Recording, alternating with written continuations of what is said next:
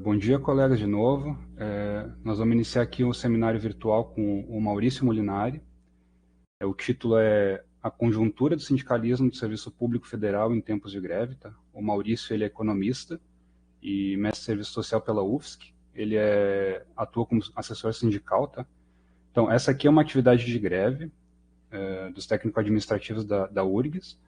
A gente está com uma série de reivindicações aí, né, do governo federal. Uma das principais delas é o reajuste salarial, que já são uma perda de 30%, 50% aí, varia de acordo com os índices que usam e de acordo com o início da contabilização, né? E, assim, eu propus essa atividade virtual para permitir a participação de colegas que não têm possibilidade de participar por causa da distância, né? A gente está no regime de teletrabalho em algumas unidades aqui da universidade, né? Então tem gente que às vezes não consegue se deslocar para fazer as atividades de greve, então essa aqui seria uma oportunidade. Estão participando dos colegas em greve da URGS, já tinha mais de 60 inscritos, está com um bom volume de gente já para a gente poder iniciar. A proposta aqui é o Maurício falar por 45 minutos, aí fazer a exposição dele. Em seguida, a gente tem mais 45 minutos para debater. A gente pode fazer blocos de, não sei, aí a gente vê em seguida, mas acho que 5 falas, e depois repassa a palavra para o Molinari falar ou comentar. O teto vai ser às 10h30, tá? Então, a gente tem até esse horário aqui. E, bom, não tem mais nada. Eu já passo a palavra para ti, tá, Molinari? E aí fica à vontade para fazer a tua exposição. Tá certo, tá certo. Bom dia, então. Queria agradecer o convite da SURGS, né, no nome do Cassiano, que foi quem fez o contato comigo, e dizer que a minha exposição aqui, né, numa discussão sobre a conjuntura do sindicalismo do Serviço Público Federal em tempos de greve, é organizada em basicamente 4 blocos aqui. Já adianto para a gente ter em mente isso. Em primeiro lugar, discutir um pouco a greve, né, porque às vezes trata-se a greve como uma escolha, como alguém que está querendo complicar a situação, enquanto que a greve não é isso. A greve é uma necessidade, ela aparece, ela se impõe como uma necessidade histórica em determinados momentos, em determinadas conjunturas, que a classe trabalhadora se coloca, né, ativamente em luta. Em segundo lugar, eu quero discutir um pouco os condicionantes, as razões específicas dessa greve, né, que se apresenta agora na educação pública federal, mas que tem elementos do serviço público federal como um todo, não se trata de uma questão específica, apesar de haver questões específicas, mas não somente isso. Em terceiro lugar, mostrar como o discurso de que não há orçamento para atender as reivindicações dos servidores públicos, seja no âmbito federal, estadual, municipal, mas agora focado no federal, é uma grande falácia e ela esconde uma questão essencial que é a apropriação privada pelos grandes monopólios capitalistas do orçamento público. Então, não há esse discurso de que não há recurso, de que tem que se zerar o déficit público, etc., etc., ele esconde, né, o que de fato vem acontecendo, que é bilhões e bilhões, se não trilhões de reais que têm sido direcionados ano a ano para os grandes setores monopolistas, né? Seja do capital financeiro, mas também do capital produtivo, né? Local, com domicílio brasileiro, mas também o capital estrangeiro. E, por fim, colocar um pouco de como é que se dá, na minha avaliação, o fortalecimento da atividade sindical em contexto de greve. Certo? Então, iniciando, acho que o primeiro elemento fundamental é entender que a greve ela não é uma vontade, né? Ela não é uma vontade. A greve ela emerge de uma necessidade da classe trabalhadora que já ocorre desde que a classe trabalhadora se estabelece enquanto sujeito histórico, já no caso brasileiro aqui a partir da metade do século XIX, mas no caso europeu, por exemplo, desde o século XVII, XVIII, especialmente o século XVIII, né, que ela aparece com mais força, é um movimento inicialmente de caráter defensivo da classe trabalhadora para justamente conter o avanço sistemático do capital ou do Estado no sentido de depreciar o padrão de vida da classe trabalhadora. Né? A lógica da sociedade capitalista, por si só, é uma lógica de busca incessante da taxa de lucro. E ao ter uma lógica de busca incessante da taxa de lucro e o próprio Estado funcionando como um aparelho que dá suporte a essa busca incessante da taxa de lucro, ela faz com que haja uma pressão sistemática, permanente, pela depreciação das condições de vida da classe trabalhadora. Né? Isso aparece quando de forma mais aberta em momentos onde se retiram direitos trabalhistas, onde se negam reivindicações salariais, mas aparece também de maneira mais silenciosa no cotidiano processo de aumento dos preços e de estagnação dos salários, né? Que em alguns momentos isso é mais acelerado, em outros momentos menos acelerado, né? Que é o processo de perda de poder de compra dos trabalhadores pelo fato de que, mês a mês, a inflação, que é aquilo que afeta o nosso dia a dia, o nosso salário, né? O nosso consumo, seja de mercadorias para alimentar nossa barriga ou mercadorias para alimentar nossa mente, né?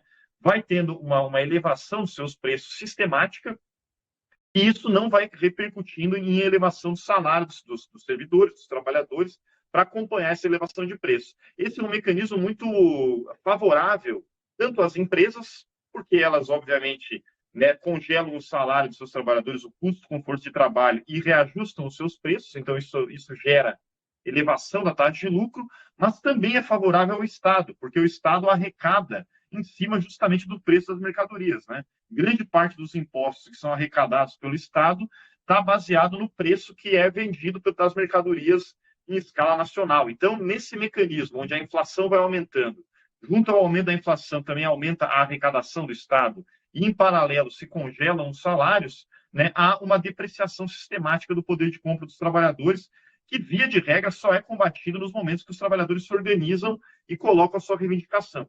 E não é diferente no caso específico dos servidores do público federal, tratando aqui mais especificamente do caso dos trabalhadores em educação federal, que tiveram seus últimos reajustes salariais justamente no interior de processos de greve, como de 2012 e 2015. E processos de reajustes salariais que não foram capazes, inclusive, né, de reajustar os salários, contiveram em alguma medida a defasagem salarial, mas não conseguiram restabelecer o patamar salarial de 2010. E desde então não houve mais, né, a conjuntura política e econômica propícia para haver enfrentamentos grevistas. Por isso mesmo que, desde 2010, há uma defasagem acumulada nos salários dos servidores públicos da educação federal. No caso de outras categorias do serviço público federal, essa data varia, e a depender da data, se colocar a partir de 2015, 2010, há essas diferenças, né, do valor da depreciação salarial. Mas, via de regra, há um processo de defasagem salarial dos servidores públicos que ultrapassa uma década. Não por acaso, né, como isso não é um processo específico dos servidores públicos de educação, mas é do serviço público do Brasil em geral, em todos os níveis, federal, estadual e municipal, há o maior empobrecimento histórico dos servidores públicos brasileiros de todo o período que a gente concebe enquanto vigência do serviço público no nosso país. O serviço público começa de maneira mais sólida no Estado moderno brasileiro, ali na transição do século XIX para o século XX, se massifica a partir da década de 50, 60, 70, e nunca se viveu um processo tão violento de depreciação das condições de vida dos servidores públicos brasileiros. Tanto é que nunca se aproximou tanto a condição de vida dos servidores públicos dos trabalhadores da iniciativa privada. E eu não estou falando aqui de um processo onde a iniciativa privada elevou a sua condição de vida. Não, pelo contrário, também no setor privado, pelo processo recente de reforma trabalhista, de congelamentos salariais, de várias reformas sociais, também houve uma queda dos níveis salariais, de precarização do meio de trabalho, mas o tamanho da puxada para baixo do serviço público foi muito superior. Então, isso fez com que hoje a gente estivesse numa condição onde a greve, né, ela se impõe como uma necessidade de repor minimamente uma condição de vida adequada para exercer as atividades públicas para que os servidores que passaram no seu concurso público e têm necessidade de exercer e não conseguem hoje exercer por conta dessa precariedade constitutiva, né, que foi acumulada na última década. Como se deu, e aí já entrando no segundo ponto, esse processo de depreciação que conduz à greve, essa necessidade da greve, da greve, né, e da sua massificação?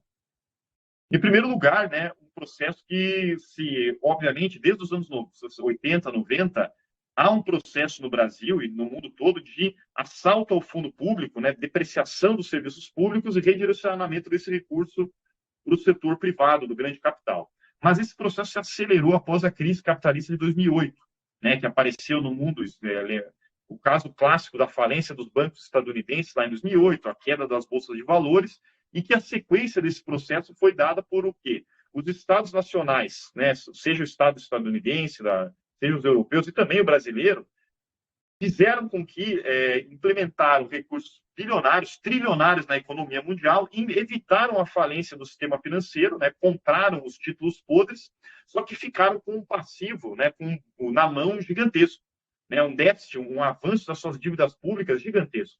E para pagar a dívida pública que cresceu de maneira cavalar, porque se injetaram recursos para salvar os bancos, para salvar a iniciativa privada, para salvar o grande capital, imediatamente, já a partir de 2010, começa um processo acelerado de retirada de direitos públicos, de direitos sociais e direitos trabalhistas no mundo inteiro. E, em paralelo, o congelamento salarial do serviço público. E, no caso brasileiro, isso também aparece. Já em 2014, né, porque o Brasil não vai entrar na crise com força no primeiro momento, ele vai entrar num segundo momento, quando caem os preços dos produtos, das matérias-primas de exportação brasileiras, como soja, minério de ferro, petróleo. Isso começa com força em 2012, e já em 2012, a partir dali, começa um processo de arroxo contra as condições de vida do serviço público brasileiro, em especial o serviço público federal.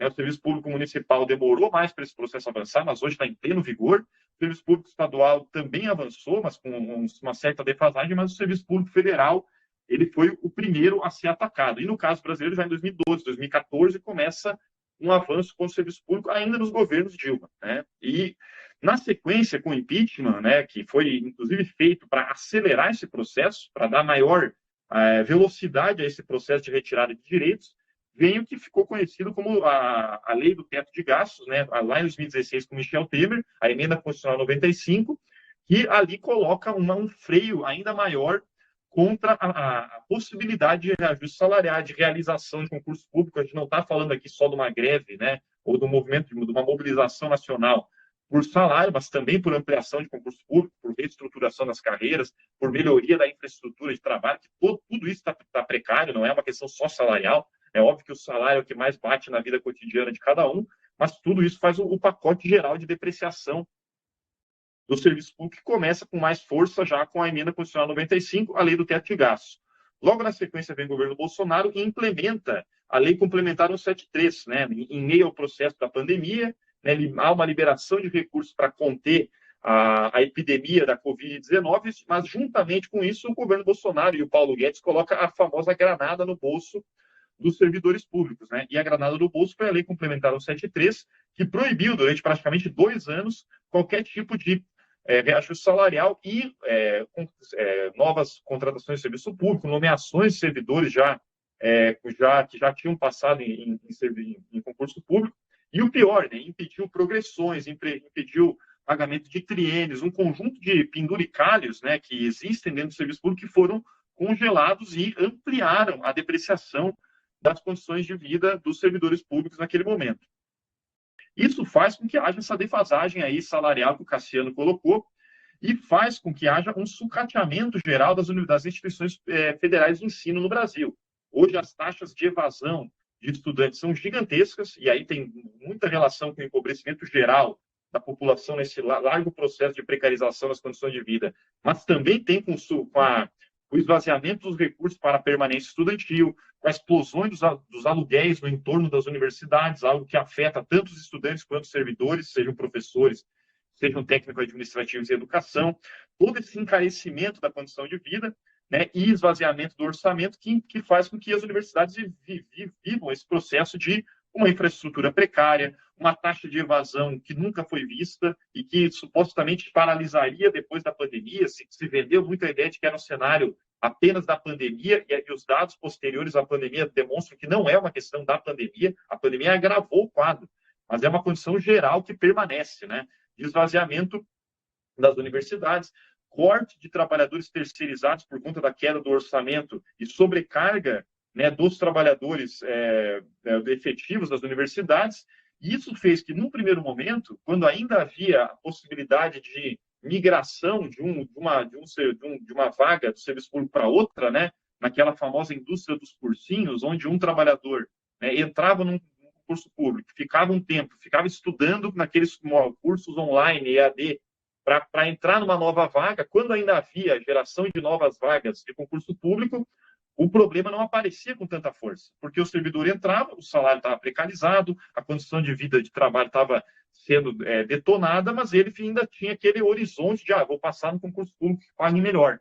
Isso também foi congelado pelo próprio congelamento geral do orçamento. E aí o problema começa a ganhar mais peso, porque acabou aquele famoso trampolim, né, que era o que estava acontecendo muito nos anos anteriores, especialmente quando começa o processo de ajuste. Mas com a continuidade do ajuste permanente contra o serviço público, isso paralisa e vai aparecendo uma tensão muito grande pela defasagem das condições de vida, que em grande medida, pela defasagem das condições de trabalho, pelo ambiente geral de precariedade das instituições federais de ensino, que aparece também nos dados alarmantes de crescimento do adoecimento, especialmente o adoecimento psicológico, que não dá para a gente achar que é um problema individual, quando o que acontece é um adoecimento massivo de servidores públicos, né? E no caso dos técnicos administrativos de educação, o dado alarmante é uma das categorias federais, se não a categoria, não tenho esse dado exato, mas me parece que é a categoria federal com a maior defasagem salarial, tanto que é a categoria federal com a maior taxa de exoneração, de pedido de exoneração a nível do Serviço Público Federal, justamente por conta do grau da construção dessa precariedade, que não era uma precariedade vigente até 2012. Não que a condição de vida de trabalho fosse uma maravilha, houveram vários processos de greve, de enfrentamento naquele período anterior, mas houve uma deterioração muito rápida, especialmente na última década, até a gente chegar em 2024, né, e no quadro que se monta agora em 2024. Então, a greve, né, e a mobilização geral dos trabalhadores da educação, ela vem nesse contexto. Ano passado já havia uma tensão e uma pressão para a retomada dos reajustes salariais, né? A classe trabalhadora, bem ou mal, né, ela varreu eleitoralmente, não ainda politicamente, isso é outro debate, né? O Jair Bolsonaro, que ampliou a precariedade, bem ou mal, a classe trabalhadora e o serviço público elegeram, né, ajudaram na eleição de Lula, e havia uma pressão para que fosse adotada essa pauta por parte do governo federal, que no ano passado atendeu muito parcamente a reivindicação dos servidores num reajuste de 9%, com avanço no Vale Alimentação, que, em alguma medida, né, jogou um pouco de água fria na fervura que já estava acumulada de toda essa década anterior. Só que, na continuidade do primeiro ano do governo Lula, se aprova no âmbito do âmbito federal, e aqui não é uma pressão do parlamento, um parlamento de direita, não, é projeto do governo. Projeto levado à frente pelo Fernando Haddad de um novo teto de gastos.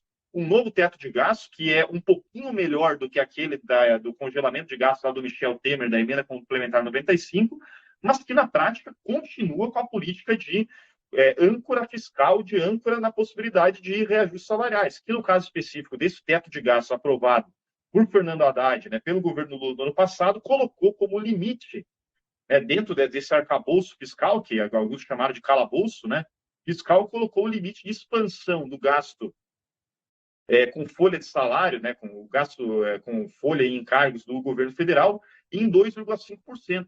Sendo que a expansão vegetativa do gasto previdenciário, que é aquele que vai crescer todos os anos, porque, primeiro, uma parcela de novos servidores se aposenta, porque chegam na idade, chegam no tempo mínimo de contribuição, se aposentam, e, segundo, o reajuste do salário mínimo, ele amplia o rendimento daqueles servidores que estão aposentados. E isso fez com que, dos 2,5% do teto de gastos, que era o limite, né, colocado, aprovado pelo governo no passado junto ao parlamento, né, quase que a integralidade disso fosse direcionado para a expansão do gasto previdenciário. E aí se coloca, então, a proposta indecorosa de 0% de reajuste nesse ano. Num quadro onde os servidores públicos estão amplamente endividados. Não é aquela coisa que só estou tendo perda do meu poder de compra, o servidor está apenas perdendo seu poder de compra, está deixando de comprar. Não, já é uma bola de neve acumulada que fez com que vários servidores federais, estaduais, municipais, recorressem ao endividamento no crédito consignado. E esse endividamento do crédito consignado está virando uma bola de neve que não consegue ser paga e o juro já está comendo. Então, não é que nós estamos vendo apenas a defasagem pela perda diante da inflação. A gente está vivendo a defasagem pela perda diante da inflação, somada à defasagem pelo sistema financeiro comendo uma parcela cada vez maior do rendimento desses servidores. Então, isso é óbvio que é um barril de pólvora feito para explodir, especialmente nos servidores mais jovens, que foram aqueles que entraram no último período do serviço público e não gozam de alguns dos benefícios conquistados nas greves, porque não foram benefícios concedidos, né? Nas greves dos anos 80, 90. Então, esses servidores não gozam dos mesmos benefícios e tem uma situação muito precária, porque, inclusive, diante do fato de que tem salários comprimidos, diante do fato de que já vem de uma situação geral de precariedade do serviço público e de avanço do setor privado, já vem num quadro de sequestro da sua renda pelo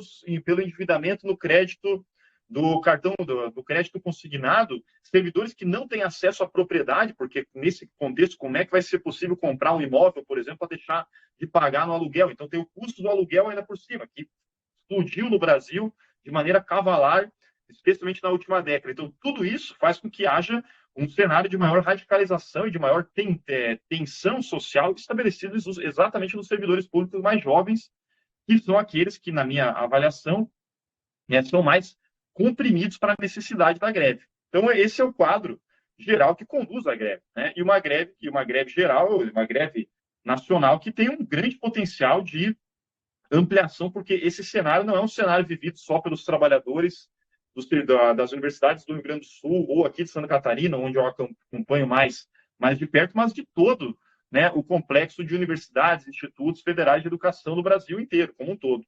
Então, acho que esse é o primeiro dado, né? O segundo dado importante, além daquilo dos condicionantes da greve, que não são uma escolha, mas sim uma necessidade, e que agora, nesse caso específico, aparece de tal maneira. Terceiro ponto importante, né? Porque poderia se aceitar, não, de fato não tem recurso, de fato tem que fazer, nós estamos com um déficit muito grande no orçamento público, é necessário fazer o chamado déficit zero, que o Fernando Haddad vendeu aí para o mercado financeiro como a sua marca de gestão do ministro da Fazenda, mas aí é uma grande falácia, porque vamos pegar alguns dados importantíssimos para a gente ter em mente. Ano passado foi pago apenas em juros, não estou entrando nem aqui na amortização e no refinanciamento da dívida pública federal, foram pagos 700 bilhões de reais em juros da dívida pública federal. 700 bilhões. 700 bilhões é mais de 10 vezes superior ao tamanho da reivindicação colocada, mais de 12 vezes, 15 vezes até, do tamanho da reivindicação colocada pelos servidores, né, pelo custo da reivindicação dos servidores das instituições de ensino federais. 700 bilhões em juros. Para onde vai esse juro da dívida pública? Vai justamente para os grandes acionistas dessa dívida, para os grandes proprietários dessa dívida. E, obviamente, né, tem um ou outro servidor, um ou outro trabalhador de classe média que aplica em título da dívida pública, mas isso é um percentual irrisório dos proprietários da dívida. O grosso dos proprietários da dívida pública são os grandes monopólios financeiros e produtivos, sendo que dela 40% do que é pago vão para setores que nem no Brasil estão, setores estrangeiros. Então, dinheiro que é pago que nem fica no país, que nem entra na dinâmica do mercado nacional, que passa a tributar e ampliar a arrecadação. Então, é um sistema de drenagem de recursos que já vem de décadas, de séculos até, e que está orientado para sustentar a propriedade privada dos grandes capitalistas, né? Sejam financeiros, sejam produtivos, todo mundo está nesse sistema, não é só o banqueiro que está ali. Está o setor industrial, está o setor grande capitalista comercial, você pega nos balanços das empresas e tem lá os rendimentos financeiros. Os rendimentos financeiros cresceram enormemente. Tem o lucro operacional da empresa e tem o lucro financeiro, que é quando ela pega o seu recurso e aplica, especialmente em ações do Tesouro, né, do Tesouro Nacional, que é o que dá base na dívida pública. Então, esse é o primeiro mecanismo de drenagem de recursos e que não está sendo enfrentado. Nenhum governo, e onde que essa dívida explode? Do início da ditadura militar. Então, desde ali, nunca mais se combateu,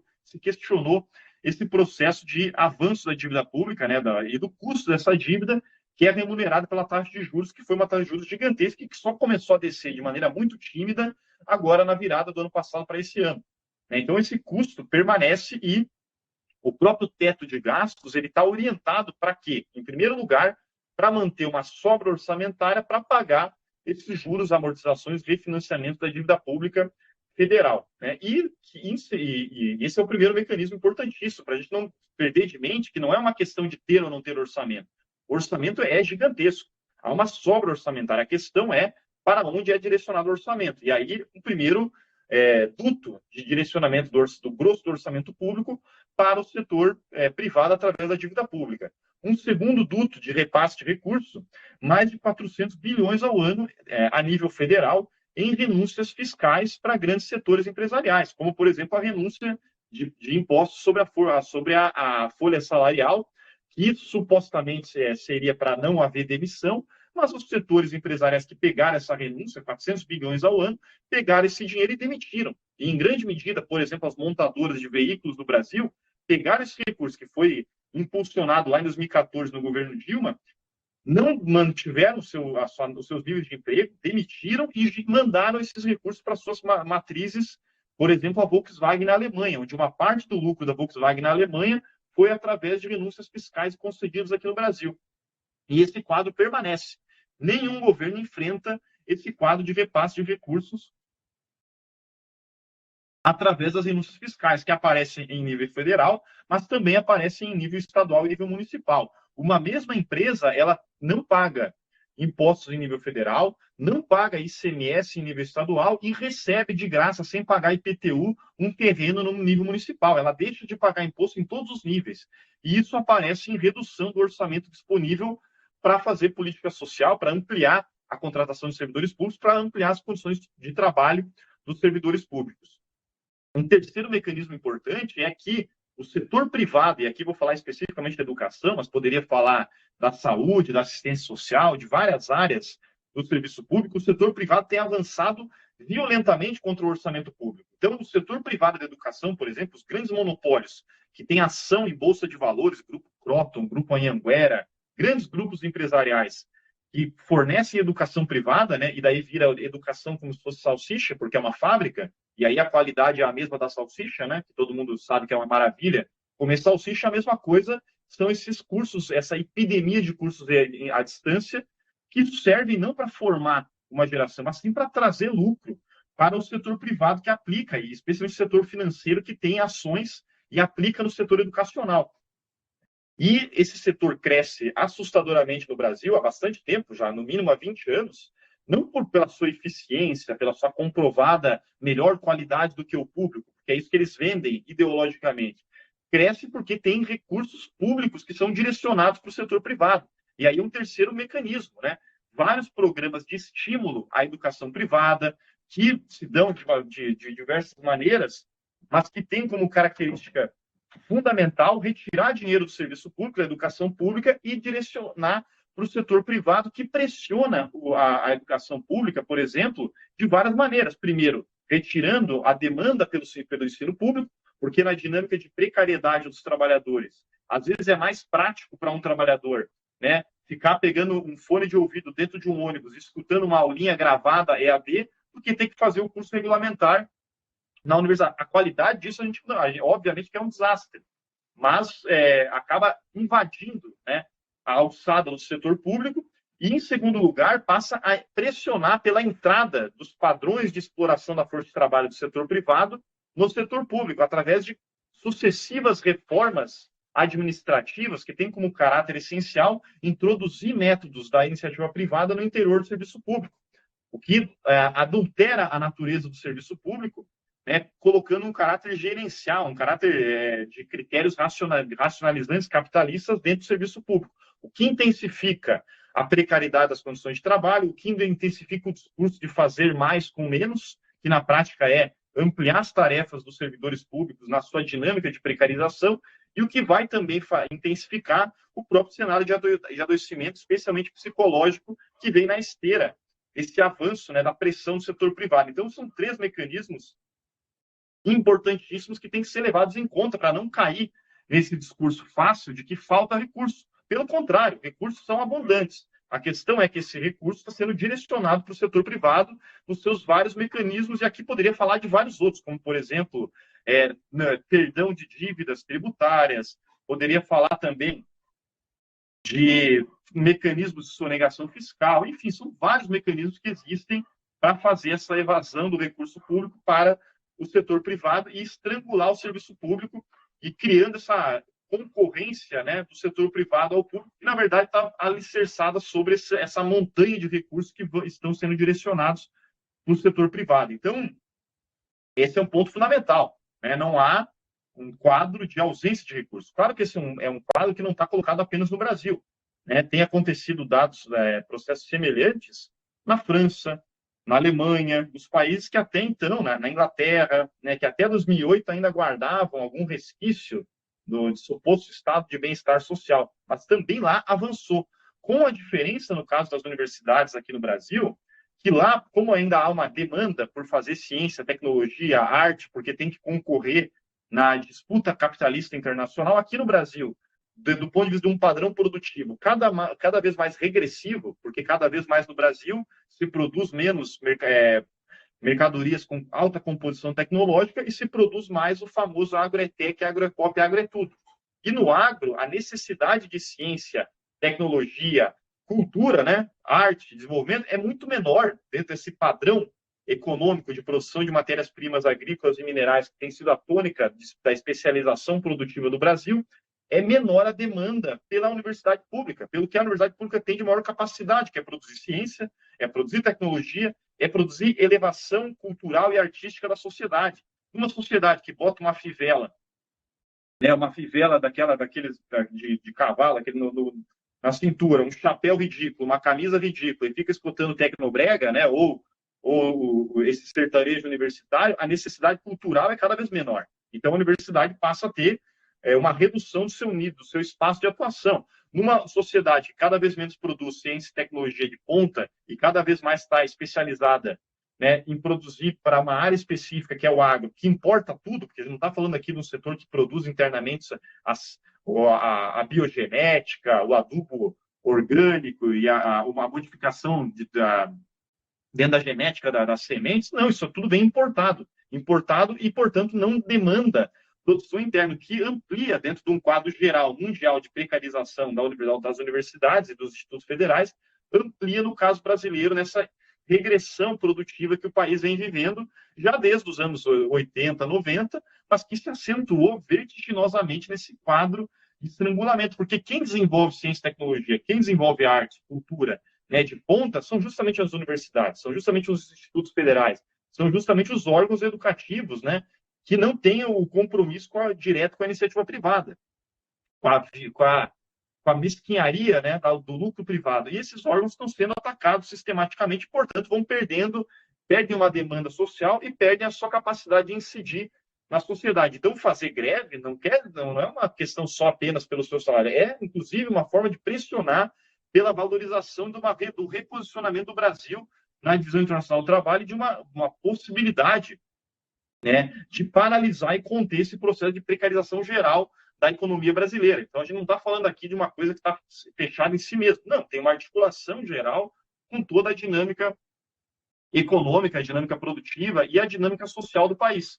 Porque num país onde o agro é tech, o agro é pop, o agro é tudo, e que não é só o agro, mas também a barbárie da mineração e dos garimpeiros, né, e a destruição ambiental, que um modelo regressivo que só está especializado em extrair matérias-primas e, portanto, destruir o meio ambiente, avançar sobre a fronteira agrícola e mineral do país, avançar sobre a Amazônia, avançar sobre áreas de preservação, né? Esse modelo ele destrói, de um lado, as condições de trabalho, de outro lado, destrói as condições ambientais e, por fim, vai acabar destruindo as condições gerais de vida da população numa dinâmica onde um setor industrial de ponta paga salários muito superiores a um setor regressivo, como a extração de matérias-primas, né, no garimpo que virou o centro-norte brasileiro. Então, esse quadro vai fazendo uma precariedade constitutiva da sociedade brasileira que se reverte nessa regressão do país dentro do quadro geral da economia mundial. Portanto, né, em resumo, nesse terceiro bloco, não é uma questão de ausência de orçamento, mas é uma questão de direcionamento do orçamento público para o setor privado e um setor privado cada vez mais regressivo, um setor privado cada vez menos orientado para gerar um mínimo efeito de beneficiamento interno, social, e mais orientado a uma dinâmica parasitária e destrutiva do meio ambiente, das condições de trabalho, das condições gerais de vida e da própria cultura, da consciência do país, que passa a ser uma consciência que vai regredindo no seu estágio de apreensão e apreciação do mundo que a gente vive. Por fim, né, para já encerrar a minha fala, Qual é o fortalecimento do sindicalismo no interior de um processo, né, no processo de uma conjuntura de greve? Em primeiro lugar, o fato de que novas gerações, e pelo menos pelo que eu acompanho aqui na Universidade Federal de Santa Catarina, os setores que estão mais tendendo à greve, né, não estou dizendo que estão em greve, não estão, porque a greve ela é sempre complexa, né? Mas os setores que têm tendido mais à greve são justamente os setores mais jovens da classe trabalhadora, do serviço público, e setores que estão tendo justamente quase que uma primeira experiência de luta coletiva através do sindicato. Isso, por si só, é fantástico, porque recoloca o sindicalismo para uma nova geração que ficou apartada da luta sindical. Vamos lembrar que a geração da classe trabalhadora dos anos 70, 80, 90 passou por longos ciclos de greve. E esses longos ciclos de greve ampliaram o peso do sindicato, inclusive na disputa social, porque se colocava concretamente que o sindicato era uma força política que influenciava na sociedade. Quando veio o final dos anos 90 e os anos 2000 em diante, né, uma regressão do número de greves no Brasil, um menor volume de atividade paredista, de atividade grevista, há uma perda para alguns setores da influência desse elemento combativo do sindicalismo e um reforço dos elementos assistenciais do sindicalismo, que são outra característica de alguns sindicatos que vão garantindo seus filiados, garantindo a sua base de sustentação muito mais na assistência, né, na utilização do recurso sindical para fazer assistência social, do que justamente no elemento combativo. Então, quando retoma uma conjuntura de greve, é uma conjuntura de greve que, na minha avaliação, veio para ficar, porque enquanto não resolver essa defasagem estrutural, vão haver tensões permanentes que vão conduzir, em alguns momentos mais, em alguns momentos menos, para a greve, recoloca o sindicalismo no centro da atividade do conflito político brasileiro e local. E traz novas gerações que passam a ter uma experiência sindical de caráter diferenciado e vão passar a fazer aquilo que é o fundamental. A gente não se educa apenas na leitura de um livro, né, que é fundamental também. Se educa na experiência concreta da luta. Então, uma nova geração passa a ser educada, passa a ser formada no interior do processo, né, de confronto que a greve gera. E tem aí um salto da consciência política muito grande. Você começa a perceber, né, praticamente, que a luta coletiva é a única capaz de garantir, né, a contenção dos prejuízos e, em alguns casos, o avanço das nossas condições de vida e condições de trabalho. Então, esse é um dado fundamental da nova conjuntura que tem se colocado, né, que não é uma conjuntura específica do Brasil, como eu falei, outros países também têm vivido uma aceleração da sua atividade grevista, mas que agora começa a aparecer nesse primeiro semestre aqui, no caso específico dos servidores públicos federais. Outro dado importante, né, reforça a necessidade da independência do sindicato, porque começa a se ver que, obviamente, tem distinções entre um governo Bolsonaro e um governo Lula. Ninguém aqui está dizendo que são a mesma coisa, né? Isso em nenhum momento estou colocando. Mas que o sindicato tem que ter independência em relação a qualquer governo, porque ele está negociando, o governo está do outro lado da mesma negociação. Isso não quer dizer que numa eleição ou outra não se possa apoiar esse ou aquele candidato, mas que a independência do sindicalismo é fundamental, justamente para fazer avançar de maneira independente, sendo redundante, né, a pauta de reivindicação, sendo genuinamente orgânico as reivindicações da base e gerando uma nova conexão muito forte entre a direção do sindicato e a sua base, uma conexão que tinha sido perdida nesse período precedente, né, e que agora começa a apresentar possibilidades de vitória, porque a gente tem que entender que o período ali de 2014 em diante, até muito recentemente, foi um período de acúmulo de derrotas. A gente não pode deixar de entender que quando a gente perde sistematicamente para a inflação, quando a gente perde sistematicamente, né, direitos trabalhistas e sociais, a gente está vivendo um período de derrota. E o período de derrota, ele gera um sentimento de desnecessidade da luta, porque a pessoa começa individualmente, né, subjetivar em si mesmo de que eu já vou perder, então eu não vou lutar. Quando começa uma conjuntura que há possibilidade de vitória, e há possibilidade de vitória nessa greve, e nas greves que virão, porque o orçamento é gigantesco, né, e porque tem maior capacidade de pressão, inclusive, pela mesa de negociação que está colocada a nível federal. Então, essa pressão, ela possibilita possibilidade de vitórias, e aí é mais forte ainda o sentimento de adesão à luta sindical e da importância da aglutinação, né, dos sindicatos como centro organizadores da classe trabalhadora.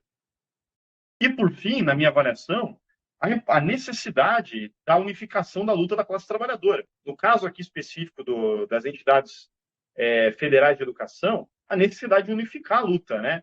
Técnico-administrativos, docentes, certo? Nos seus vários sindicatos, a necessidade de unificar esse enfrentamento, porque a pauta de reivindicação é a mesma, né? O orçamento é o mesmo, as condições gerais de precarização são as mesmas, guardadas uma ou outra diferença, e isso ocorre em nível federal. Então, tem um potencial e uma necessidade muito grande de unificação das lutas, né, no interior desse processo de mobilização que mal começou agora no início de março e que já está se estendendo para virar abril, né, e que apenas uma categoria está objetivamente em greve, o que é um problema muito grande, porque a necessidade é de massificar essa disputa e unificar. Em último nível, unificar não apenas com a educação pública federal, mas também com as demais categorias do serviço público, que todas elas têm uma defasagem, cada uma à sua maneira, e um processo de precarização, cada uma à sua maneira. E que, do ponto de vista do governo, qualquer que seja o governo, a estratégia é uma só, é fragmentar essa luta, é negociar a parte com cada um dos setores. Porque ao negociar a parte com cada um dos setores, primeiro, fragmenta a força da greve de ser um ariete, como um ariete na fortaleza, né, dessas barreiras do grande capital, que vem se apropriando do orçamento público e do Estado, que vem cumprindo esse papel, então fragmenta aquela força concentrada. O que é um ariete?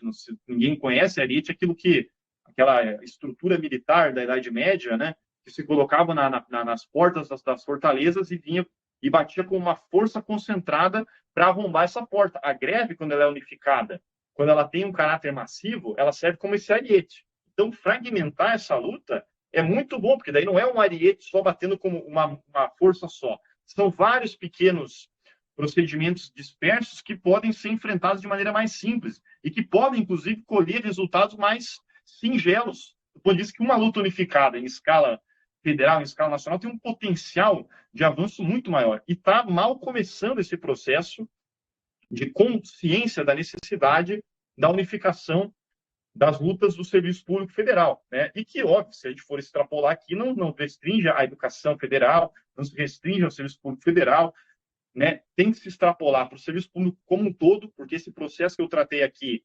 acontece com suas particularidades no Serviço Público Estadual e no Serviço Público Municipal. A gente não está falando de algo separado, e que também acontece com as suas particularidades, mas num quadro geral, que é o mesmo do Serviço Público no setor privado, né? Nos trabalhadores da indústria alimentícia, nos trabalhadores da indústria têxtil, nos trabalhadores do comércio, nos trabalhadores do agro é tech, agro é pop, agro é tudo, nos trabalhadores da mineração. Então, a necessidade de unificar e os instrumentos necessários para unificar, que são, obviamente, as federações e as centrais sindicais, porque elas têm um papel importante nisso, desde que cumprindo esse papel de unificação, né, desse importante papel de unificar as lutas e servir como um ponto aglutinador de avanço da luta dos servidores públicos nesse momento histórico, que é um momento, e encerro com isso, de grande defasagem, mas que tem um grande potencial de remobilização, de rearticulação e de fortalecimento da luta sindical, especialmente entre os mais jovens, que vão começar a compreender, e acho que é importante o espaço da formação política, para a gente não ficar também apenas a reivindicação do meu salário, da minha condição de trabalho, mas entender que o meu salário e a minha condição de trabalho está vinculada com o salário e a condição de trabalho do meu companheiro de setor, com o meu companheiro de universidade, com o meu companheiro de ensino público federal, com o meu companheiro de ensino público federal, né, de educação federal, de todas as categorias. E essa concepção só vai ser adquirida justamente no processo de luta e no processo de formação. Entender que é uma luta geral da classe trabalhadora, que obviamente tem as suas pautas específicas. E ponto 2, que tem que compreender que o problema orçamentário não é um problema de decisão política desse ou daquele governo, é um problema estrutural, justamente da forma como o grande capital tem se apropriado da riqueza que é concentrada no Estado.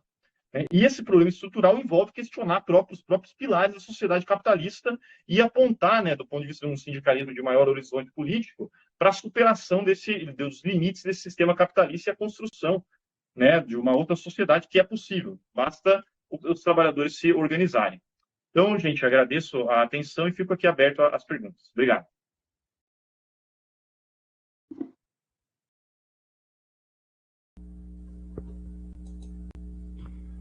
Obrigado, Molinari. Uma leitura eu sempre considero muito qualificada, assim, e por isso que foi feito o teu convite. Eu queria atualizar os colegas que entraram depois, entrou bastante gente, e esse debate aqui vai ser gravado, tá? Depois vai ficar disponível para quem quiser assistir depois. E agora a gente vai ter uma dinâmica que vai ser acho que um teto de até 10h30, tá? Depois a gente encerra. Mas a gente vai fazer inscrições, tá? O pessoal já pode começar a se inscrever também. Blocos de 5 falas, e depois a gente passa a palavra para o Linari, e se precisar mais blocos, a gente retoma e faz mais, de acordo com o tempo também. Tentar ser sintético, assim, para dar oportunidade de todos os colegas darem sua opinião aqui, sua leitura, e a gente consegue aproveitar melhor o nosso tempo aqui também. Eu já me adianto, já me coloco como inscrição aqui, tá? Já que eu estou falando. E vocês podem vocês podem se inscrever de duas maneiras aqui.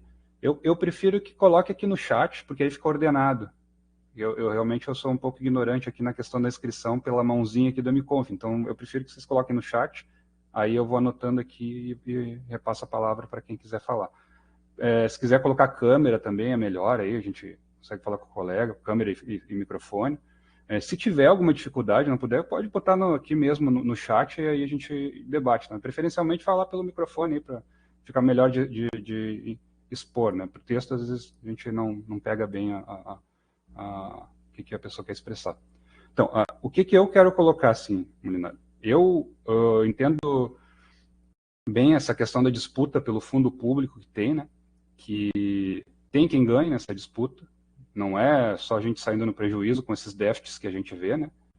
E quem ganha hoje tem força no Congresso, tem bancadas no Congresso que trabalham para grandes empresas, para o agro, para o tech e etc. E entram no Congresso financiados por eles, né? Isso aí a gente tem que esclarecer, para fazer esse trabalho, inclusive. Isso aí é fato, né? Isso aí eu acho que todo mundo entende. Uma coisa que eu queria colocar é como o debate público, na TV e no jornal, esconde que isso existe, né? Por exemplo, quando tu vê no jornal lá falar do déficit primário, o déficit primário não contabiliza os juros da dívida pública, né?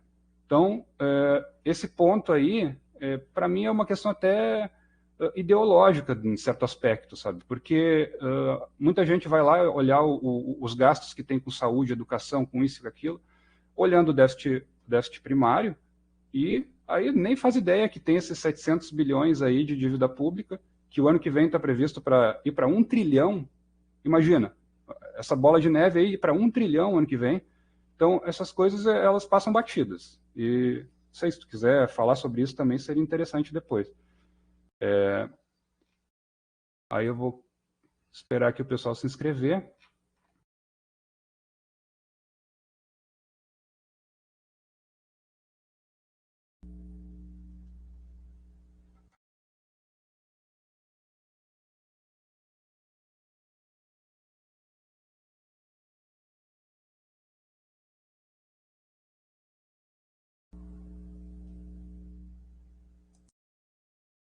Fique à vontade, Pedro.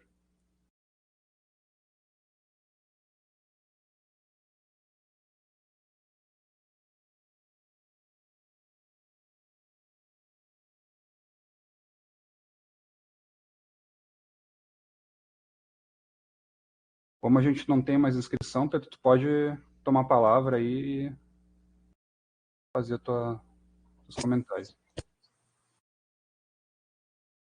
Estava ajeitando Tava ajeitando a câmera que eu tinha botado só para ouvir antes.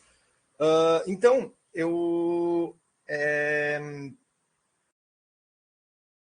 sou Pedro, sou técnico aí do Instituto de Geociências, tô aí no comando local de greve e atuo no movimento de luta de classes, né? Primeiro eu queria, a primeira pergunta eu queria pedir para repetir, é a maior defasagem salarial desde quando mesmo? E daí a segunda, no mais, assim, essa é a pergunta que eu queria fazer, assim, porque eu achei realmente a fala muito completa, muito boa, assim, saldo aí o colega Maurício.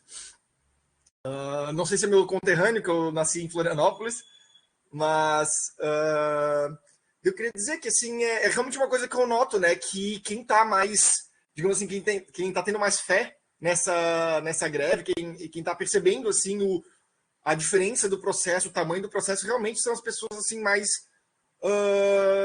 jovens mesmo, né? O pessoal mais velho é muito é algo assim para mim que é um pouco contrassensual, porque eu sempre pensei, o pessoal mais velho tem mais experiência em greve, vai, né, é quem vai estar puxando. Não, o pessoal mais velho assim está com mais dúvidas, está com mais receios, e eu vejo que e realmente agora sabendo eu noto que é por causa dessa série de derrotas, né? Que assim teve eu vi até colegas assim que comentando de vezes assim que teve greve e daí o sindicato aceitou um acordo assim, digamos, muito fácil, sabe? E começou a pintar como vitória quando no fundo eles sabiam que era uma derrota, assim. Então, realmente eles têm eles estão com essa desconfiança. Pro lado é muito ruim, né? Que a gente está tendo que reconquistar essa confiança, essa vontade de luta, mas por outro lado é bom porque tá se criando assim, uma nova cultura de luta, né?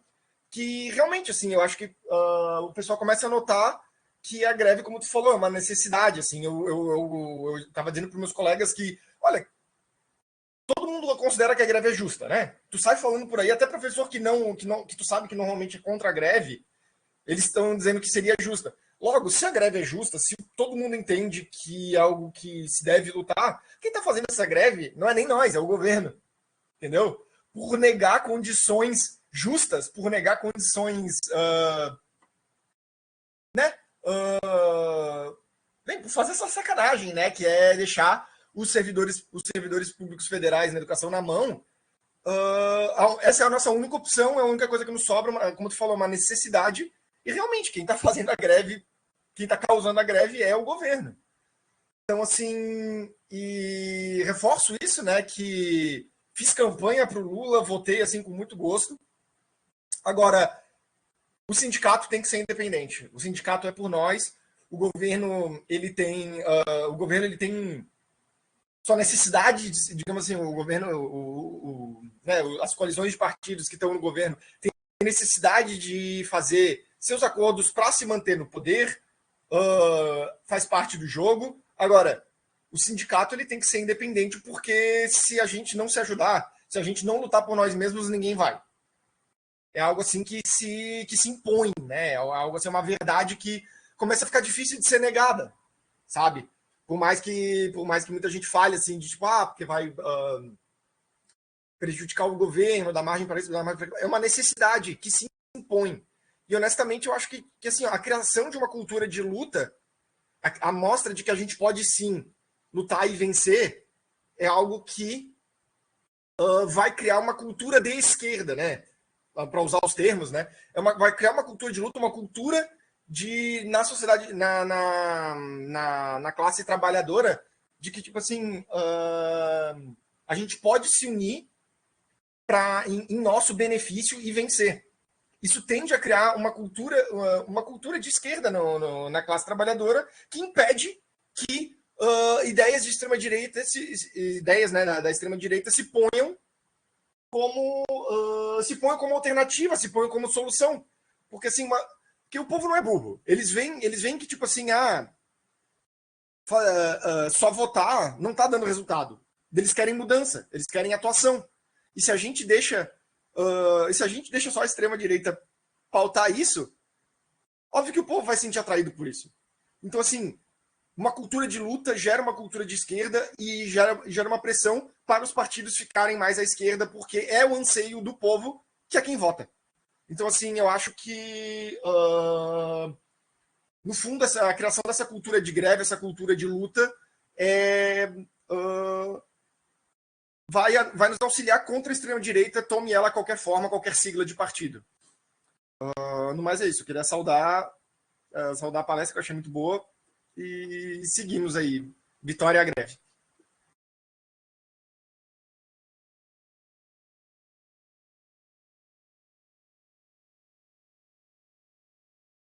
Bom, eu não sei se tem mais alguém que gostaria. Rui. Manda bala. Vamos lá, então. Deixa eu só abrir minha câmera aqui para chegar a gente se olhar. Maurício, bom dia. Obrigado aí pela contribuição, pelo debate, pelo que tu nos traz de reflexão para a gente fazer. Eu vou fazer uma provocação que não vem na tua abordagem, mas obviamente no teu estudo tu deve ter observado isso. Tá, nessa coisa de conjuntura do sindicalismo no serviço público, né? E isso para mim passa muito, né, no que nós temos hoje da necessidade de fazer, de compreender, né, e temos capacidade de luta para enfrentar essas políticas antipovo que a sucessão de governos tem trazido para a classe trabalhadora, né? Inclusive naqueles que nós chamamos de governo de esquerda, né? Lembro que lá em 2003 nós tivemos uma reforma da Previdência que objetivou, inclusive, um modelo de desenvolvimento, de estrutura de Estado, né, que cada vez mais se desvincula das funções estratégicas do Estado.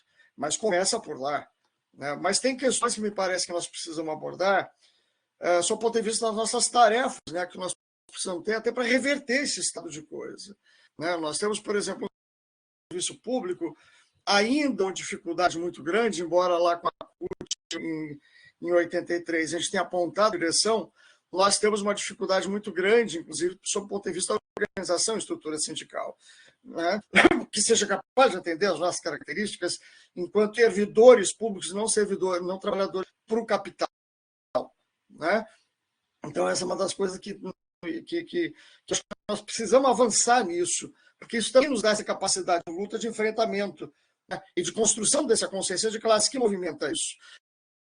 Além do mais, assim, mas é claro que isso também é a consequência, né, de uma condição que nós vivemos hoje, que, por exemplo, os sindicatos não conseguem mais apresentar as suas bases, né? Nós temos hoje uma diversidade humana de relações de trabalho, onde a informalidade, ou seja, a grande maioria de quem está trabalhando, não está mais nem com ação de trabalho formal estabelecida. E para nós, no serviço público, por exemplo, eu não quero me alongar muito, mas tem que trabalhar isso, tá? Nós tivemos uma diversidade de relações de trabalho nas nossas organizações públicas ao longo do tempo que nos trouxe muitas dificuldades. Por exemplo, a fim dos anos 80, aqui na URGS, nós tínhamos praticamente uma grande relação de trabalho com mais do que os 2 servidores que nós temos hoje. Hoje nós tínhamos as negociações e as lutas organizadas com os sindicatos. Por exemplo, nós tínhamos o nosso sindicato e tinha mais alguns poucos outros sindicatos, né? Hoje, na nossa base, nós temos 10, 20 sindicatos, né, dos camaradas trabalhadores da manutenção, da portaria, da vigilância, dos motoristas. Percebe?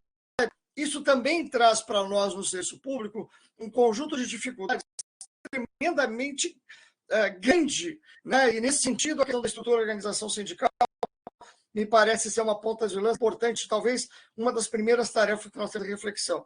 Mas tem outras questões, como a capacidade, né, de compreensão e construção de lutas. Nos falta a formação, me parece, que era uma questão que e eu não quero dizer que antigamente era bom e que hoje é ruim, eu estou dizendo que houve uma evolução do sistema capitalista, né? Houve uma involução no modelo de desenvolvimento, particularmente no que diz respeito ao desenvolvimento humano e desenvolvimento ecológico, né? Nós tivemos uma contraposição, né, às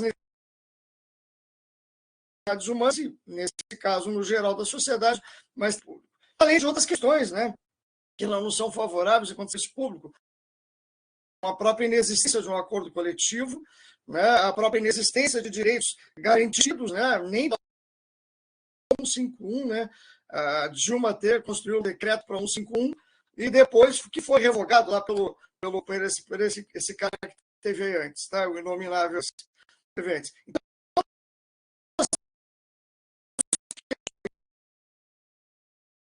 me parece que passam, sim, pela análise da realidade, mas tem questões estruturais que são determinantes para que a gente tenha isso, e que são legados históricos ainda no Brasil, da época lá, por exemplo, da industrialização brasileira, na década de 40, com Getúlio Vargas. O que foi as relações de trabalho que o Getúlio Vargas trouxe para o Brasil? Ele tirou tudo para as empresas, e para a classe trabalhadora. Tanto isso é verdade que, assim, as infraestruturas estatais, coisa e tal, foram dadas por exigências das empresas multinacionais para vir para cá. A relação de trabalho onde os trabalhadores das empresas não se responsabilizam pela vida dos trabalhadores. Se acontecer alguma coisa, quem paga a aposentadoria é o Estado, quem paga a pensão é o Estado, quem paga tudo é o Estado e não as empresas que causam o dano. Percebe? Isso aqui também transferiu essa responsabilidade das empresas. A questão da organização sindical, as empresas multinacionais, né, quando vieram para o Brasil, exigiram movimento sindical tutelado. Né? Passa lá pelo Ministério do Trabalho, passa lá. Né? Isso tudo nós ainda vivemos a consequência, só que para o serviço público, isso ainda nós estamos vivendo uma época que não conseguimos ainda avançar desses modelos, inclusive da caracterização que o serviço público não é trabalhador, não é trabalhadora, percebe? Então, me desculpa se eu fiz essa avaliação um pouco alongada, ô Maurício, mas eu acho que o nosso debate ele tem que permear não só a conjuntura, me parece que tem questões estruturais aqui que nós vamos ter que tratar e temos que priorizar do ponto de vista da estratégia, porque senão nós estamos reduzindo a nossa capacidade de luta e com isso, inclusive, incluindo, não nós, mas permitindo que eles avancem na desestruturação dado e no extermínio das funções públicas que são tão necessárias ao povo. Pelo diálogo lá, Maurício. Obrigado aí pela vinda aí contribuir conosco.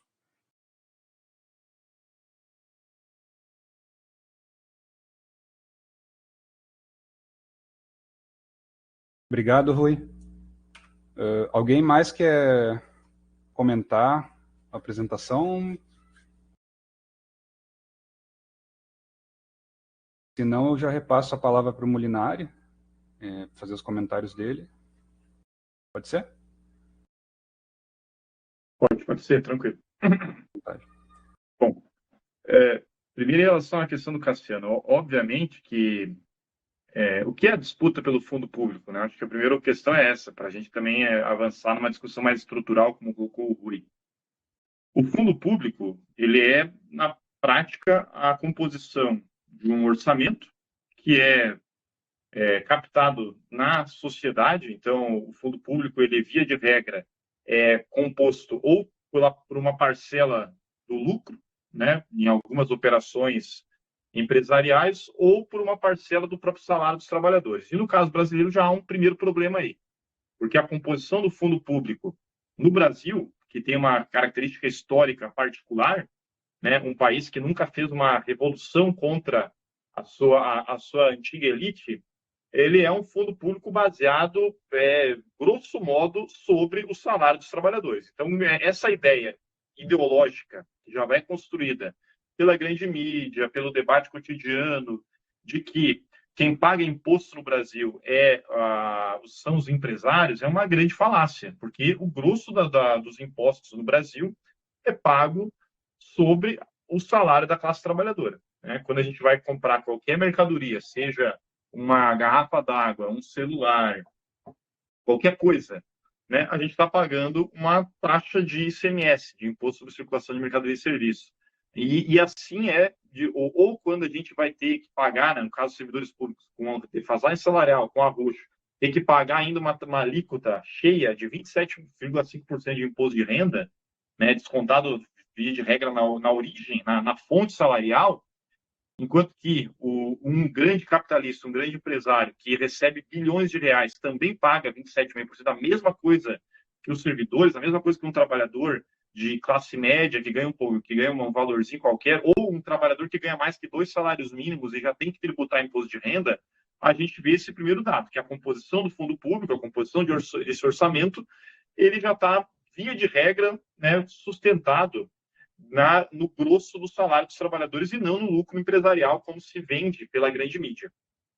Por que se vende isso? Se vende porque justamente se quer, e o grande capital, e aí o lucro ele é insaciável, se quer pagar cada vez menos. E o mínimo que é pago, pagar menos, né, para ampliar o peso do imposto que incide sobre a classe trabalhadora, ou para, diminuindo o bolo orçamentário, avançar contra o que eles chamam do maior custo do Estado, que supostamente eles, segundo o discurso oficial, é a folha de salário, que também para a gente é mentira, porque a gente sabe que o maior custo do Estado é o pagamento dos juros, amortizações e refinanciamento da dívida pública, e os outros mecanismos de drenagem de recurso público para o setor privado.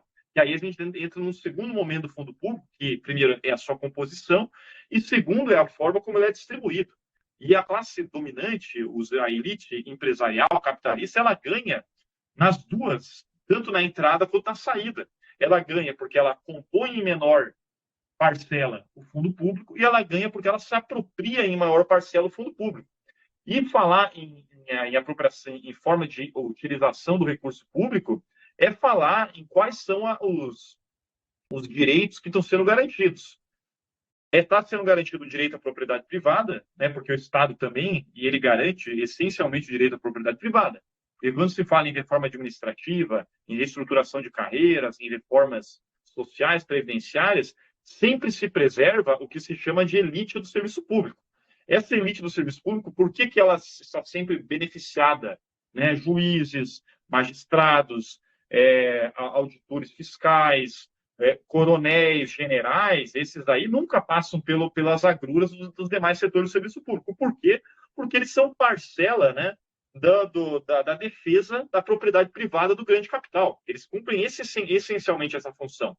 Outras funções que, em parte, foram conquistas históricas dos próprios trabalhadores, quando lutaram por uma previdência pública, quando lutaram por um ensino de massas laico, quando lutaram por uma saúde pública massiva através da criação do SUS, que também são áreas do serviço público, foram lutas dos trabalhadores, aí é onde pega, de fato, grosso, né, do ataque do ataque ao orçamento. Por quê? Porque quer se oferecer esse serviço, porque há uma demanda social muito grande, e se não fornecer esse serviço e essa demanda social, ela explode, e a gente sabe que se cortar, né, o mínimo que tem de educação pública, o mínimo que tem de saúde pública, o mínimo que tem de assistência social pública, isso vira um barril de pólvora que explode. Então, também não é que o grande capital tem interesse em acabar completamente com essas áreas. O grande capital não tem interesse, né? O Estado não tem interesse em acabar totalmente com a educação pública, acabar totalmente com a saúde pública, acabar totalmente com a assistência social, que todas as áreas que atendem à reprodução da própria classe trabalhadora enquanto classe, que servem até como uma forma de salário indireto, porque se o sujeito acessa o SUS, ele está indiretamente tendo que deixar de pagar uma consulta privada ou um plano de saúde privado. Então, o Estado não quer eliminar esses setores, porque se ele sabe que se eliminar, isso gera uma explosão social. Mas ele quer reduzir ao máximo um recurso que é destinado para isso. E para fazer isso, nada melhor do que o discurso do fazer mais com menos. Ou o discurso, né, ideológico que foi vitorioso a partir dos anos 90, e a gente vê isso no nosso cotidiano, no serviço público federal, estadual e municipal, da fragmentação das categorias que o próprio Rui colocou, né, com a entrada de várias formas de contratação no interior do serviço público. Hoje, já nos anos 90, com a aprovação da terceirização das atividades meio, foi tendo uma rodagem de servidores que foram se aposentando, antigos servidores que trabalhavam nas cozinhas dos restaurantes universitários, trabalhavam na área de asseio e conservação, que eram servidores concursados, né, na área de vigilância, foram se aposentando e não foram renovados os concursos públicos. E aí foram entrando os terceirizados dessas áreas. E hoje, raramente você encontra numa instituição federal de ensino um servidor público dessas chamadas áreas meio. A questão é que, com a reforma trabalhista de 17, foram ampliadas inúmeras outras formas de precarização em contratos de outro tipo de trabalho. Tanto é que a gente encontra não apenas o terceirizado da área meio, passa a encontrar o terceirizado da área fim, que passou a ser uma realidade a partir de 2017.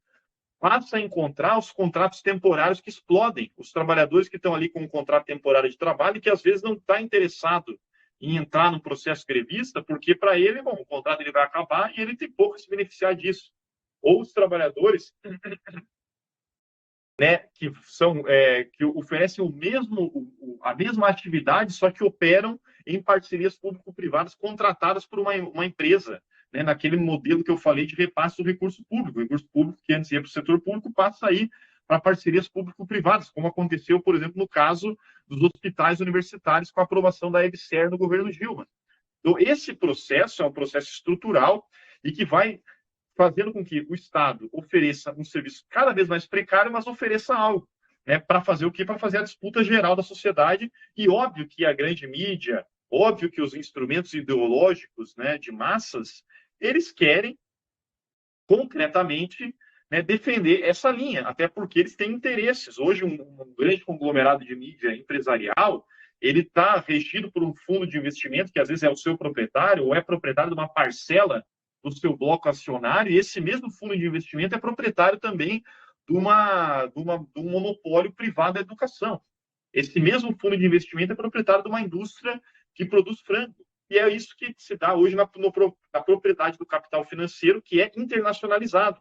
Né? Porque esses fundos de investimento, fundos de acionistas, eles são, né, de capital multinacional. Não se trata de um capitalista de uma ou outra nação, mas sim de grandes fundos de investimento que concentram a propriedade privada e que vão comprando os setores de todas as áreas e que têm interesse, né, de unificar um discurso unitário para que, no caso específico do fundo público, paguem menos impostos, então ganhem na entrada e se beneficiem na saída, com a precarização das áreas do serviço público voltadas para a reprodução da classe trabalhadora, oferecer o mínimo necessário para não haver explosão social, o mínimo necessário para eles não ter que arcar com o adoecimento que eles provocam, porque um trabalhador que se adoece no processo de produção não vai entrar no custo da própria empresa. A empresa vai encostar ele no INSS, vira um custo público.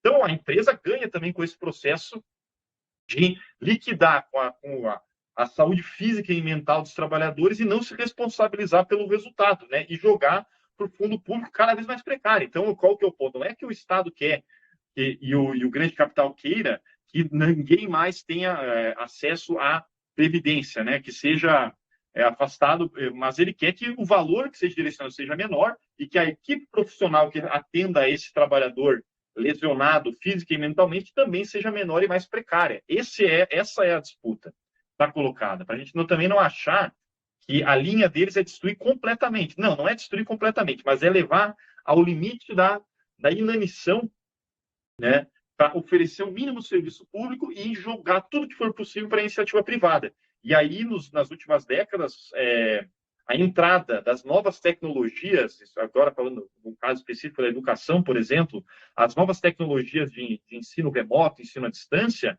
têm propiciado, né, uma oferta de educação massiva, e repito, com qualidade de fábrica de salsicha e não de qualidade de fato, né, para uma massa de trabalhadores e vem fazendo com que haja esse processo de esvaziamento, pressione ainda mais pelo processo de esvaziamento das instituições públicas de ensino pela invasão dessa massa, sendo que hoje o maior número de matrículas nas universidades federais, nas universidades do ensino superior, não são nos institutos e nas instituições federais de ensino, mas sim no setor privado. Né? E isso tem que combater também nessa disputa pelo fundo público, repetido, um setor privado que não é que ele se beneficia porque ele é mais competitivo, porque ele é melhor, porque ele tem melhores métodos, mas sim porque ele tem sugado uma parcela imensa desse fundo público para a sua reprodução e para a sua taxa de lucro. Né? E aí aparece, por exemplo, nos programas de estímulo a bolsas em universidades privadas, que é um absurdo. Quando a gente tem uma precariedade de uma estrutura que é pública, que são as universidades e institutos federais públicos ou universidades e institutos estaduais, né? Não é possível que se venda e oferecer estímulo, que, às vezes até endividando esse trabalhador, porque o novo modelo de estímulo a bolsas agora é através do crédito educativo, que é fazer com que o trabalhador se endivide para pagar uma universidade privada. É um absurdo, né? Quando a gente tem uma estrutura pública disponível que está precária. Esse dinheiro deveria estar sendo utilizado para estimular essa estrutura pública, inclusive garantindo permanência para os jovens estudantes que devem estudar e ter estrutura para estudar, e não a precariedade vigente atual. Quando eu falo, Pedro, que então a ideologia ela cumpre esse papel, né? E a grande mídia e os meios de comunicação, eles sistematicamente defendem essa ideia, sustentados por, obviamente, alguns intelectuais, alguns teóricos que são pagos pelo grande capital, né? Vocês não veem no Jornal Nacional, quando vão falar de educação, quem fala? Fala o técnico muito bem remunerado, o advogado, o economista, o pedagogo, né? Do Instituto Lehman, que tem lá o programa Todos pela Educação, que é uma think tank, né? Para fazer um enfrentamento, para construir a ideia de uma educação privada. Então, essa rede, né, de estruturas privadas, grandes monopólios da comunicação e intelectuais, técnicos pagos para falar aquilo que é do interesse, vai construindo uma consciência que não é a consciência dos trabalhadores, né? E a consciência dos trabalhadores, obviamente, que ela só pode ser trabalhada em combate a essa ideologia, né? E por isso a importância de atividades sindicais também aprofundarem nas questões estruturais e não ficarem só na reivindicação do cotidiano, sem, obviamente, abandonar a reivindicação do cotidiano, porque é ela que, inclusive, massifica, que faz com que aquele trabalhador que nunca teve uma experiência coletiva, uma experiência sindical, venha para a luta sindical. O primeiro movimento do trabalhador é vir em busca do seu salário, né? E ele pode, a depender da linha que a direção sindical, da estrutura sindical oferecer, ter um salto de consciência, ou às vezes até regredir a sua consciência caso não aprofundar a sua discussão e achar que apenas o salário é suficiente, porque o salário é necessário, é fundamental, mas ele não é suficiente. É preciso discutir essa integralidade do pacote e no limite da construção de uma nova sociedade não voltada para os interesses privados do capital. E aí, Pedro, quando você fala qual é a maior defasagem histórica, é da história do serviço público brasileiro. Nunca houve uma defasagem relativa tão grande do que nesse último período, né? O serviço público ele teve um momento de estruturação no Brasil, que vai desde o final do século XIX, mas especialmente no século XX, a partir de 1934, 42 especialmente, né? Ele se estrutura e se massifica até os anos 70, 80, e depois ele vem, né, num processo continuado de deterioração. Nos anos 90 começa mais fortemente esse processo de deterioração, já há uma deterioração continuada que se acentua violentamente a partir dessas contra-reformas que operam em nível internacional e que no Brasil também ganharam força, especialmente a partir de 2014. Então, o que eu quero dizer? Há um processo de estruturação do serviço público até os anos 80, e após isso, nos anos 90, um processo de destruição, de precariedade que se intensifica a partir de 2014, na última década. Então, é nesse sentido que é o pior período histórico. E aí, essa pressão que incide sobre os mais jovens, porque foram justamente esses mais jovens que, em primeiro lugar, acreditaram na ideia antiga de que o serviço público era garantia de melhor condição de trabalho, e cada vez menos isso é uma verdade, porque a gente passa por uma precarização do serviço público, né? Se formaram, hoje esses jovens, eles entram já com o ensino superior, e isso acaba sendo uma ampliação da promessa de que, ao fazer a universidade, ao ter ensino superior, ao entrar no serviço público, eu teria uma melhor vida, mas são confrontados por esse processo objetivo de precariedade. Então, portanto, há uma tensão muito grande nesses setores mais jovens, setores que eu estou falando de jovens aqui, não estou falando de 18, 19, 20 anos, estou falando de jovens na faixa dos 30, 40 anos, que está justamente naquela fase que estão querendo ter a mínima estabilidade na sua condição de vida, constituir família, né? E não consegue, porque a única coisa que você consegue ter quando o teu salário é baixo, quando a tua renda vai para o pagamento do endividamento no banco, a única coisa que você consegue ter, no máximo, para construir família é um pet. E daí todo mundo virou uma geração de pais e mães de pet, porque não consegue ser pais e mães de pessoas, porque pessoas custam mais caro. E não tem orçamento familiar suficiente para fazer, de fato, uma família aos moldes da família anterior. Então, e no limite, quando não pode ser pet, porque agora até a indústria do pet ficou muito cara, aí compra uma plantinha, porque se morrer, inclusive, você não vai ficar tão culpado diante da morte e só precisa da água, né? Precisa de também outras coisas, adubo e tal, mas se der água, vive um pouco mais. Então, esse é o quadro. Por isso que essa geração mais jovem, que está no serviço público, na faixa dos 30, 40 anos, é a geração que está mais tendendo à greve.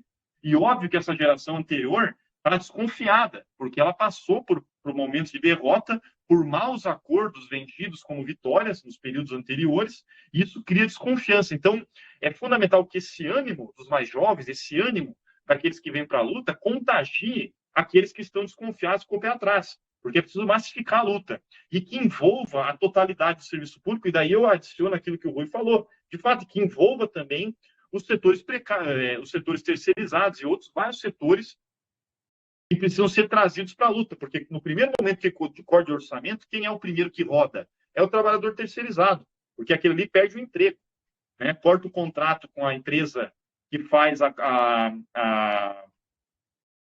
o asseio à conservação de uma universidade, por exemplo, e aqueles trabalhadores, se não forem real alocados na própria empresa, eles têm o contrato rescindido, né? Com um custo trabalhista minúsculo, que a reforma trabalhista aniquilou, inclusive a capacidade deles de acessar a justiça do trabalho.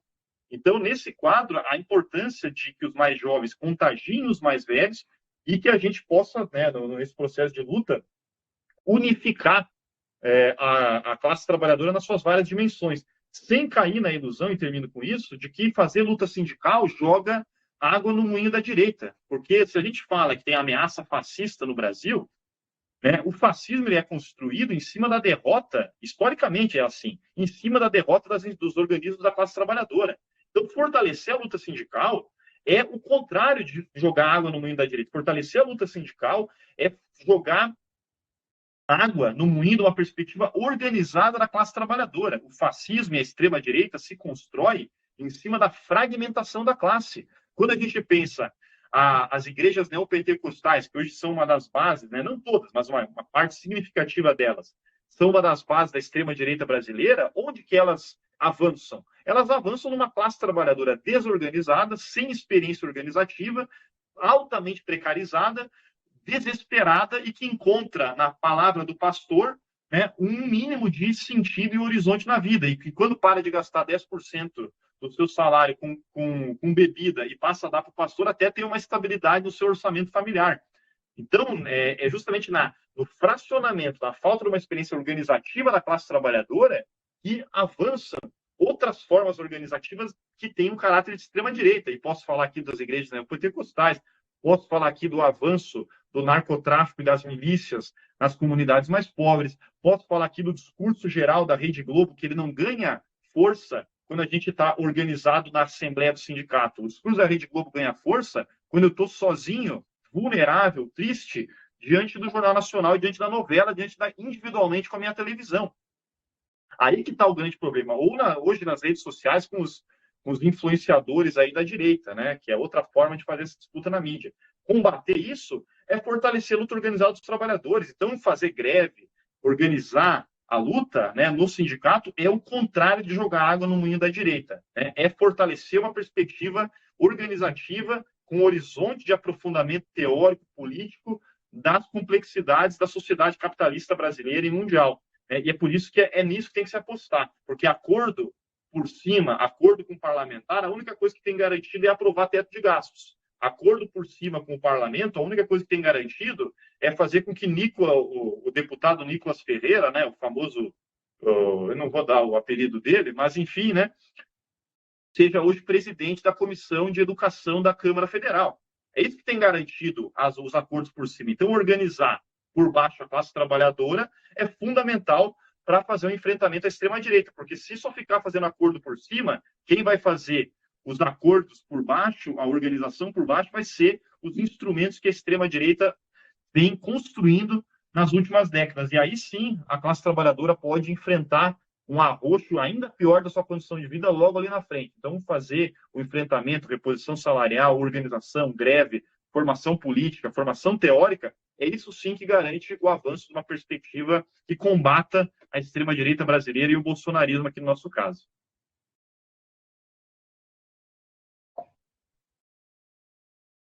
Obrigado, Molinari. Obrigado aos colegas que comentaram também. Bom, a gente já está chegando no nosso teto aqui, pessoal, 10h29. Eu acho que foi um bom debate aqui. Eu agradeço a exposição do Molinari, para mim, acrescentou uns elementos que eu não tinha ainda, para mim foi bom também, espero que tenha sido para os outros colegas. E esses debates eu acho que a gente tem que nos combinar ali nos comandos locais, debater para trazer mais e a gente conseguir aprofundar eles, né? Porque tem muitos elementos, acredito que tem opiniões que não sejam exatamente as mesmas do Molinari, e acho que a gente tem que trazer isso à mesa, tem que colocar para conversar, que aí dessas contradições a gente tira o que é o real, né? Então não podemos ficar só nos monólogos também, a gente tem que debater entre nós, tá? Assim, acho que é isso, pessoal. Não sei se alguém tem alguma coisa rápida para falar, porque já batemos o nosso tempo. E vamos tentar organizar. A gente tem um comando local de greve à tarde. Vamos comparecer o pessoal que está no comando para continuar nossa luta na greve. Lucas, eu deixei uma pergunta ali. Bom dia, Maurício. Obrigado pela palestra. Foi excelente. Eu deixei uma pergunta ali, mas pode ser respondido depois. A gente pode conversar pessoalmente, tu passa para ele e a gente começa a entender ali. No chat eu deixei uma pergunta ali sobre... Mas ela é bem complexa, eu acredito. Então, acho que fica para um próximo debate, que é sobre como se livrar da dívida pública, né? Como se livrar desses juros, como a gente faz para para parar de pagar isso simplesmente, já que o governo segue vendendo, certo? Então, Posso só contribuir? Não, vai, Defa, desculpa. Não, se é só para entender mesmo como é que funciona esse processo, porque se a gente tem que lutar contra isso, de certa forma, e compete a fatia, né, do dinheiro que a gente tem é dividida não, é em grande parte enviada para isso. Como que a gente faz para lutar contra, de certa forma, e como seria para os governos simplesmente parar de pagar, né? Ou como é que tu faz isso enquanto tu continua alimentando esse ciclo de venda para pagamento de juros? E daí, bom, tem várias opções aí, eu não sei como é que isso funciona. Isso é uma ignorância pessoal, assim, do entendimento de como isso funcionaria. Sabe? Pode seguir, Rui. Não, só rapidamente dizer, eu acho que a gente podia, inclusive, programar um debate com o pessoal da Auditoria Cidadã da Dívida. Nós temos aí vários camaradas nossos que fazem parte, inclusive, da coordenação estadual. Na SURGS, na época que nós estivemos muito forte na Auditoria da Dívida, a auditoria ela começa, esse movimento começa, a ACD começa lá em 2000, e a gente vê aqui no Rio Grande do Sul, inclusive a SURGS participou por muitos anos, inclusive da sustentação do movimento Auditoria Cidadã da Dívida. Nós temos, inclusive, livros lá na SURGS, que ainda foram livros feitos pela Maria Lúcia Fatorelli e outros camaradas aí, justamente sobre isso. Eu acho que a gente podia depois até tratar essa questão da auditoria da dívida pública, que é uma das ferramentas que a gente tem para compreender essa coisa chamada dívida pública, que consome mais de 50% hoje de tudo que se arrecada nesse país. Esse debate também é largo, mas é extremamente importante para que a gente compreenda essa conjuntura e os compromissos, inclusive dos governos que se sucedem. Inclusive, esse governo que a gente vive hoje também está dando continuidade às mesmas políticas. Inclusive, arcabouço fiscal e todo o resto também fazem parte desse mesmo cenário. Mas fica aqui só uma proposta que a gente depois conversa lá no comando local de greve, mas acho que a gente tinha que fazer um debate, como a gente já faz há muitos anos aqui na SURGS, sobre a questão da dívida pública, convidando os camaradas da CED aí. Maurício, obrigado, um abraço, camarada. Valeu. Perfeito. Então a gente trata isso no comando, né? Esse assunto ia dar pano para manga. Se tiver um debate com a ACD, a Auditoria Cidadã da Dívida, seria interessante. Bom, então acho que é isso, pessoal. Concluímos a nossa atividade aqui. Agradeço novamente a presença de todos e vamos dar continuidade nas atividades da nossa greve. Um abraço. Até. Um abraço, gente. Valeu. Valeu, Cassiano. Valeu, pessoal.